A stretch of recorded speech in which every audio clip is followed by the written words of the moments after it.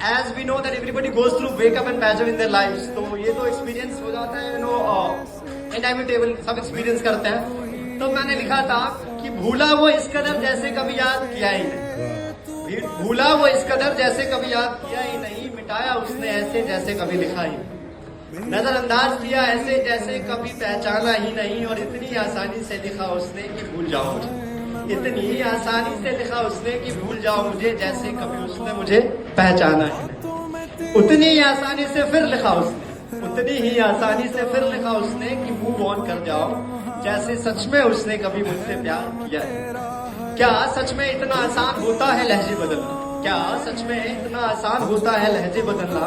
क्या सच में इतना आसान होता है किसी को भुलाना? हाँ शायद उसने ऐसा बुलाया मुझे जैसे कभी याद किया ही नहीं, उसने ऐसे लहजा बदला जैसे कभी सरोकार किया ही नहीं।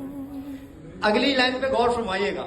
सीखनी है ये हुनर मुझे भी क्या सिखाओगे तुम, सीखनी है ये हुनर मुझे भी क्या सिखाओगे तुम, बहुत कुछ सिखाया है तुम, मैं वादा करता हूं मैं उसी शिद्दत के साथ सीखूंगा, और सब कुछ भूल जाऊंगा वैसे ही जैसे कभी पढ़ा नहीं, मैं सब कुछ भूल जाऊंगा वैसे ही जैसे कभी पढ़ा ही नहीं, भूला वो इस कदर जैसे कभी याद किया है।